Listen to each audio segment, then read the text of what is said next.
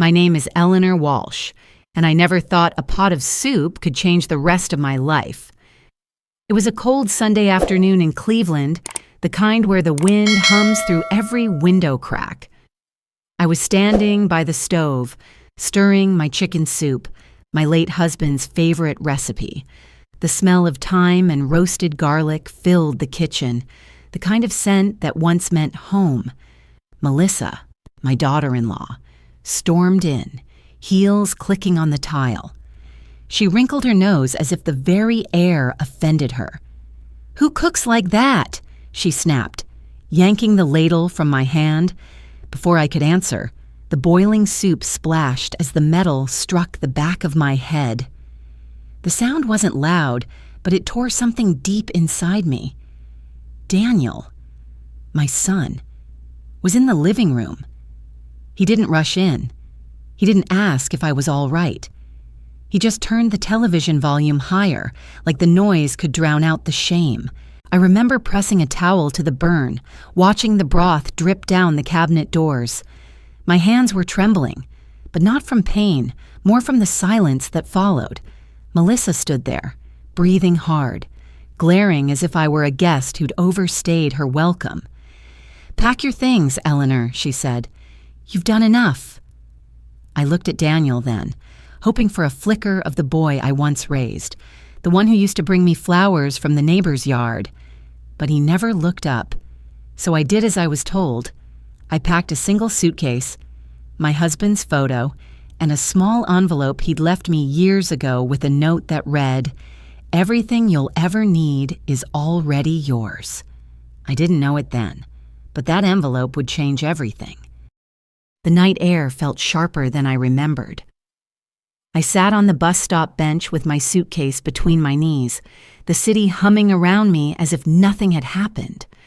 My scalp still throbbed where the ladle had struck, and the smell of burned soup clung to my coat. I kept replaying the moment, Daniel turning up the TV, Melissa's eyes cold and certain, as if maybe, if I looked at it long enough, it would start to make sense. It never did. I took the last bus downtown, not because I had anywhere to go, but because the driver didn't ask questions. I got off near a 24-hour diner. The waitress looked me over the way people do when they're deciding whether to feel sorry for you. I ordered coffee I couldn't finish and watched the clock hands crawl toward morning. When the diner closed, I found a bench outside the library and tried to sleep. The streetlights buzzed overhead.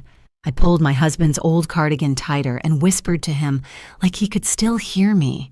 "You'd tell me what to do, wouldn't you, Frank?" But the only answer was the wind scraping the leaves across the sidewalk. By the second day, I realized $200 disappears faster than pride. The cheapest motel wanted $75 a night, cash only. I counted the bills 3 times, then walked out, ashamed. I tried the city shelter, but the clerk said they were full and handed me a number to call. "Try again tomorrow," he said, not unkindly, but not enough to matter. I spent that night at a bus terminal. A woman with a baby asked if I wanted crackers. I gave her half of mine. In the fluorescent light, I saw my reflection in the vending machine, hair flattened, eyes swollen. I slid $2 in for a bottle of water. The machine swallowed the bills and blinked. Error. I almost laughed. It felt like even the machines had made up their minds about me. On the 3rd morning, hunger finally won over pride. I followed the smell of soup to a small church on West 9th. A few volunteers ladled food into paper cups. One of them, a middle-aged priest with kind eyes, asked, "You new around here, ma'am?" I nodded, embarrassed. "Just passing through." He didn't press. He handed me soup and a slice of bread. The warmth nearly made me cry. I ate slowly, savoring each sip like it was proof that I still existed. When he came back, he noticed me clutching a worn envelope tied with string. "That looks important," he said. I told him it was from my husband, unopened since his funeral. Frank had given it to me the night before his heart surgery. He'd said, When life feels heavier than you can carry, open this. I never thought I'd need to. The priest smiled gently. Maybe it's time. That night, I found a corner in a quiet bus shelter and finally untied the string. Inside was a letter in Frank's shaky handwriting and several folded documents. I read the first lines under the flickering light. Ellie, if you're reading this, I probably didn't make it through. Don't let fear make you small. Everything you'll ever need is already yours. Beneath the letter was a property deed, then another and another. 13 in total, each with my name. My hands trembled so much I almost dropped them. The addresses looked familiar, but I didn't understand until I saw one that stopped my breath cold. 734 Maple Street, Daniel's house. For a long moment I sat frozen, the papers rustling in the wind. I could hear the buses groan, the echo of my husband's calm voice in my head. You'll be okay. Ellie. I didn't feel okay. I felt furious. Not at Frank, not even at Melissa, but at myself. I had let people decide my worth for too long. I pressed the papers against my chest and whispered, I see it now, Frank. By dawn, I was on my way to find someone who could explain what these papers meant. My shoes hurt, my stomach was empty. But for the first time in weeks, my spine straightened. I still didn't know what I would do, but I knew what I wouldn't: disappear quietly. When the sun came up over Cleveland, its light caught the edges of the documents like gold foil. For the first time since leaving that kitchen, I didn't feel invisible. I wasn't just someone's mother or widow or unwanted guest. I was Eleanor Walsh, and something inside me had just begun to wake. The next morning, I walked into a small legal office tucked between a bakery and a pawn shop. The sign on the frosted glass read Grant and Associates. I'd found the name scribbled on the corner of Frank's letter, along with a phone number. The receptionist glanced up, saw the papers in my hands, and must have read the panic on my face. She led me straight to a back office where a man in his 50s, with silver hair and kind eyes, looked up from behind a stack of folders. Mrs. Walsh, he asked, standing to shake my hand. I'm Richard Grant. I handled your husband's estate years ago. I nodded, still clutching the envelope like a lifeline. I think my husband left me something I didn't understand. He motioned for me to sit. The leather chair creaked under my weight. My fingers trembled as I spread the documents across his desk. One by one, he examined them, adjusting his glasses, murmuring softly. These are property titles, he said. All in your name. 13 of them. Your husband must have transferred ownership before he passed. I don't understand, I whispered. We were teachers. We never had this kind of money. Mr. Grant leaned back. From what I recall, Frank invested in foreclosed duplexes through a small firm 20 years ago. He refinanced and built passive income. After his death, the accounts continued under your name. Most tenants pay rent automatically to an old holding company, Harborline Holdings, which is technically you. My mouth went dry. Are you saying I own those houses? He smiled. You do, Mrs. Walsh, and they've appreciated considerably. You've been letting property managers handle it all this time. The room blurred for a moment. For months, I'd been sleeping in shelters while people lived in my houses, including Daniel and Melissa. I let out a small laugh, bitter and unbelieving. I was homeless in a city where I own half the block. Mr. Grant's expression softened. You don't have to feel guilty about what's yours. The question is what you want to do now. That question echoed in my mind for days. I used one of the smaller rent checks to rent a modest apartment downtown. Nothing fancy, just a clean bed and a working heater. The first night, I slept for 10 hours straight. When I woke up, I didn't feel rich or powerful.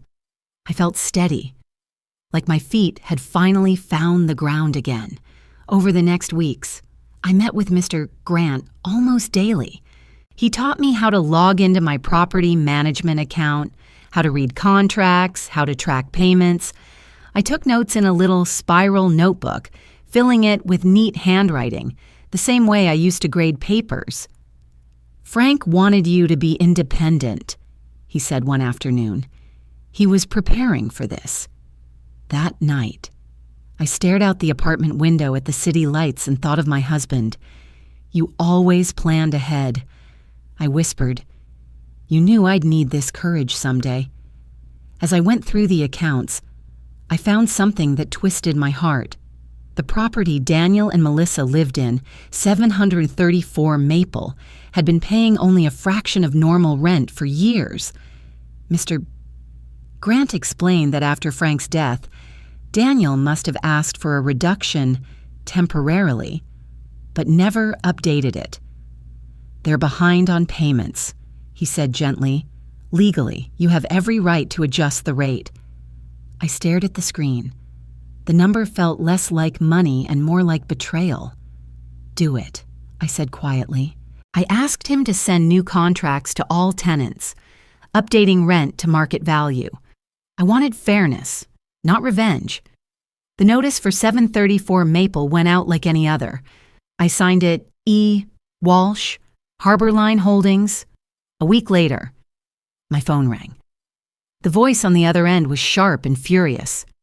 "This is Melissa Walsh. There must be some mistake. Our rent just tripled." I took a breath. "No mistake," I said evenly. "It's the updated market rate. You've been underpaying for years. You can't just—" she began, then stopped. "Who are you anyway?" "Just the landlord," I replied, then ended the call. My heart was racing, but not from fear. For the first time, I'd stood my ground. Days turned into weeks. The payments from other tenants arrived smoothly, but Daniel's didn't. Instead, I received a notice. "Rent delinquent, 734 Maple Street." I forwarded it to Mr. Grant. He looked at me carefully. "You can file for eviction, Eleanor. It's legal, but it will be hard." I nodded. "Do it by the book." The day the court notice was delivered, I imagined Melissa's face when she read it. Maybe she'd shout again. Maybe she'd blame me. But this time, her anger wouldn't touch me. I kept the routine simple: breakfast, bookkeeping, afternoon walks. Sometimes I passed families on the street and wondered if they treated their mothers better than mine had. I didn't wish them harm, but I couldn't pretend anymore that kindness meant silence. One Sunday, I went back to the church that had fed me soup. The same priest recognized me, smiling. "You look different," he said. "I feel different," I answered. I finally learned how to stand up straight again. He nodded, then asked, "Have you forgiven them?" I thought about it. "Not yet, but I'm learning what forgiveness really means. It's not letting people hurt you twice." That night, I sat by my window watching the snow fall. Somewhere across town, my son was reading that eviction notice. I didn't rejoice. I didn't cry either. I simply whispered to Frank, "I'm keeping the promise. I'm taking care of myself now." The city lights flickered through the falling snow. For the first time, I didn't feel like a ghost in my own story. I felt alive, fragile, fierce, and quietly certain that justice was finally walking beside me. The hearing was set for a Thursday morning in early spring. The courthouse smelled faintly of dust and coffee, and my hands wouldn't stop trembling as I stood in line at security. It wasn't fear of losing. I had already lost too much. It was the fear of being seen, of standing face to face with the boy I once raised and realizing how far apart we had drifted. When I walked into the courtroom, Daniel and Melissa were already there. He looked thinner, drawn, like he hadn't slept in days. Melissa's jaw was tight. Her nails painted a sharp red that matched her anger. They didn't notice me. To them, I was just another woman waiting for her case to be called. The judge glanced over the file. Case 304, Harbor Line Holdings versus Daniel and Melissa Walsh. Plaintiff present? I stood. My knees ached, but my voice was steady. Yes, Your Honor. Mr. Grant sat beside me, calm and composed. Across the aisle, Daniel's lawyer began his argument. Something about financial hardship, unexpected expenses, unfair rent hikes. I listened, hands folded, silent. It was strange hearing my own son painted as a victim when he had never once seen his mother's bruises. When the judge asked for a response, Mr. Grant rose and handed over the documents, payment records, contract, proof of ownership. The judge skimmed them quickly.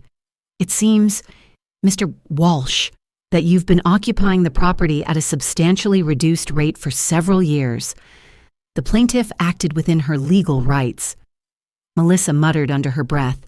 Daniel's shoulders sagged. The gavel hit the desk. Judgment for the plaintiff. Eviction in 30 days. A sound escaped Daniel. Half sigh, half sob. Melissa grabbed her purse and stormed out without looking back. The bailiff called the next case, and the room emptied fast. I stayed where I was, frozen in the echo of the gavel. Do you want to speak to him?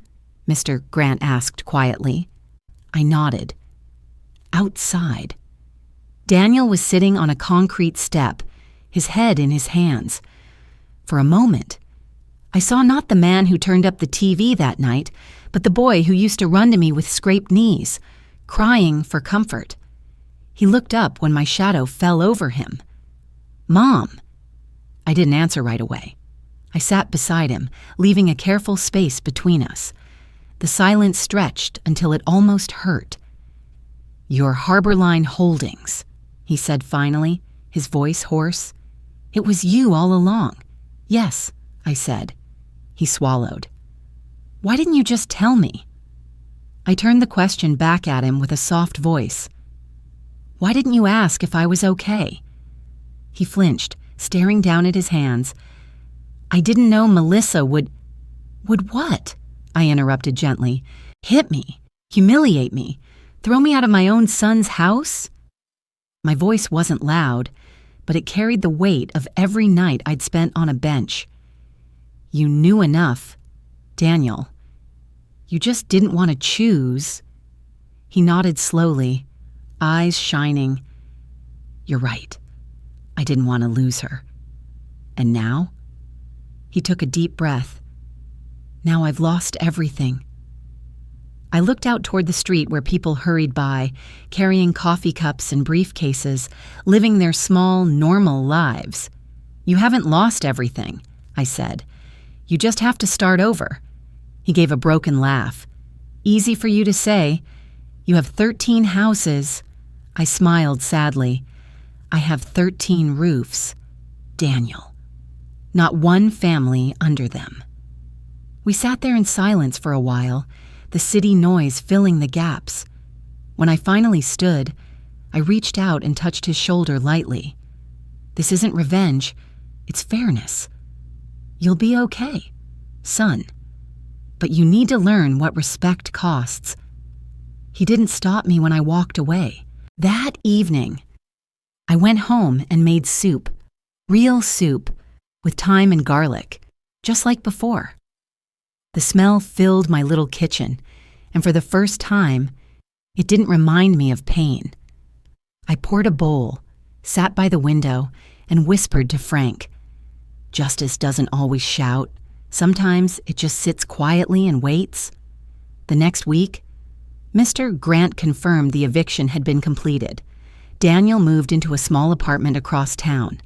I sent no message, no check, no advice, but I prayed for him every night. A month later, I received a letter in the mail. The envelope was cheap, the handwriting shaky.